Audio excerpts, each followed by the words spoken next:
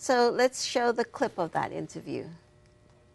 All innovations produce jobs. And the reason for this is that if nobody takes up the innovation, then it may not create a business at all. On the other hand, some innovations remove jobs. Another problem here is the rate at which jobs change. The jobs that are currently filled are quite different from the jobs of 5 years ago.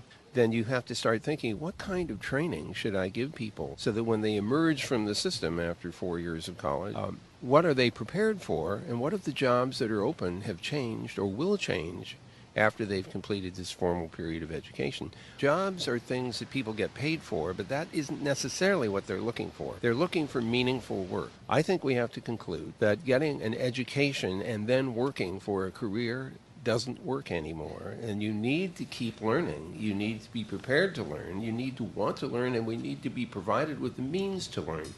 Tammy, you've enlisted the guidance of the father of the internet. So what are you going to do now, having had that conversation? So after the conversation, I've been inspired to continue to search for more answers about providing opportunities for job seekers, to actually receive some engagement from more mentors within our community to explore about the different career options they have. So as Vint had mentioned in his interview, the demanding workforce is requiring us to keep on learning, and mentorship is just one aspect to look into that would provide the kind of guidance that, on what to learn on the internet. So I think the need for more mentorship in our community to help job seekers transition into new jobs is going to be really important in the future. And the project was inspired originally by my younger sister, Nicole, and she had been exploring on her future careers because she's only 16 years old. And one day we just decided to cold call the Space Observatory because she wanted to become an astronomer. And so the astronomer was really nice enough to spend only half an hour of her time to answer her questions. And it became immediately apparent to her that her perception of an astronomer was completely different from what she had imagined. So oftentimes we think we know enough to make really big decisions about our careers, such as going to school for years and getting into student loan debt, about getting into a field, only to discover that this is not exactly what we want. So it's actually been a really learning experience for me to understand that it's really important to receive mentorship through the way, and to connect with and exchange information about the careers outside of schools and institutions. In order to adapt to a fast-changing environment, it will be necessary for job seekers to get a better perspective about the big picture to motivate them to pursue a certain career. Tammy, you are plowing the way for so many young people. Thank you for all that you're doing. I think we are honored in Franchise for Humanity to be supporting you and have you part of our group as one of our co-creators. Thank you. So I want to shift now back to Kenan.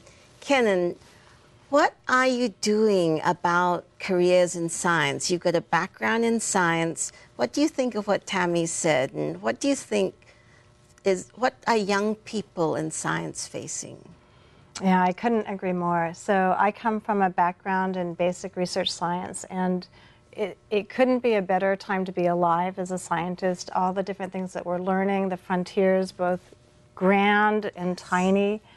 So it really is a golden era of science. However, science is not different from any other sector. The housing industry, employment, as you say, for young college grads, science is going through those same kinds of stressors right now. And in fact, there's a paper that was just published by Bruce Alberts and 3 other top scientists just April of this year that declared biomedical science in the U.S. is unsustainable. And it's because of the same kind of big picture conniptions, for lack of a better word.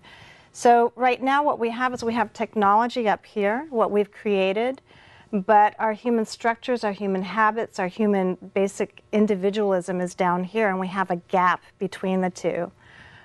It's interesting because one of my favorite systems biologists, Uri Elan from Weizmann Institute, he calls this gap the cloud. And I've just been reading Creativity, Inc. by Ed Catmull, and he says the same thing about creatives. He says that any people that are in highly complex creative endeavors will always go through a space where they're lost. And I say that in humanity, we're actually paralleling that progression for individuals. So in this gap, what I've been noticing is in the software industry and some of the technology sectors, there have been these individual parallel inputs to span the gap. And what those inputs are they are people being able to work together. They're people being able to look at the bigger picture, and it's the support structures. What you've often said to me, Maylin, about people out at the frontier and reporting back to each other. So one of the biggest things that we need is we need that shoring up. We need that ability to replenish ourselves, to connect, to find out what good ideas there are. And really, humanity is poised to start working together collaboratively in a way that we haven't before. And the need for this comes from our systems. It comes from the planet.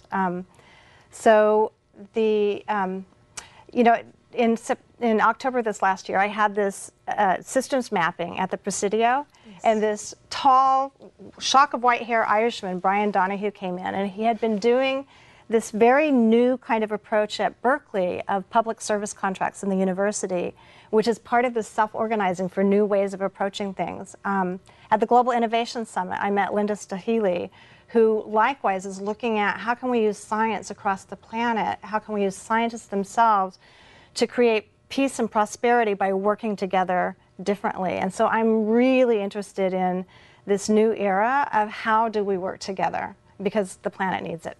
So I hear you saying that we need trading posts where people can come together from many disciplines, just like Tammy and you and I have come together Absolutely. in Franchise for Humanity. So Franchise for Humanity is something like a trading post on the frontier of the future. I just want to honor you, Kenan, for the work that you have done in pioneering this. And I'd like us to see a clip where you describe the work that you've been doing with Yamina Science. So let's take a look at that clip. I'm Calaris Salinero, and I'm a basic science researcher who has a vision and sees what's possible in science. There are a number of problems that are not solved in society right now. And what I'm interested in with Yamina Science and Technology, Yamina means the highest form of living, is to bridge that gap. I see where we could be. I see the type of research that's just calling for attention. I see these complex systems that we could be understanding and explaining.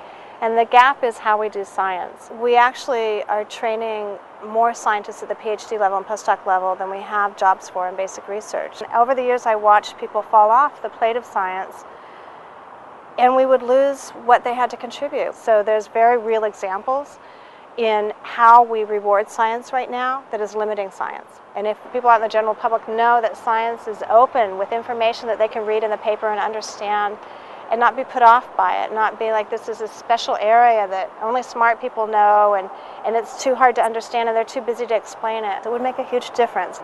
What I envision, there are some movements out in the corporate world in the technology sector for new experiments and ways of organizing the workplace that are highly effective, highly collaborative, highly experimental. So what we are doing is we are creating the context for critical conversations to occur among various agencies, between science and society, between scientists themselves.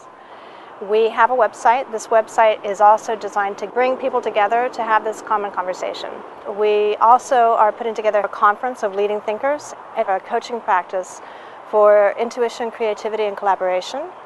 Ultimately, what I would love to see, that we're actually creating places for myself and others like me to be able to do our work at the highest level, working very interactively with others. And it would look like institutions where you go in and there's a vibrancy. It would look like people being fully alive, not worn out by lack of sleep. It would look like people being really excited about their competitors' results and actually wanting to contribute to the larger knowledge base. It would look like just a general vitality in the sciences. And I know that we can address those if we work together. I see very clearly that ability, and we just need to go there. Okay.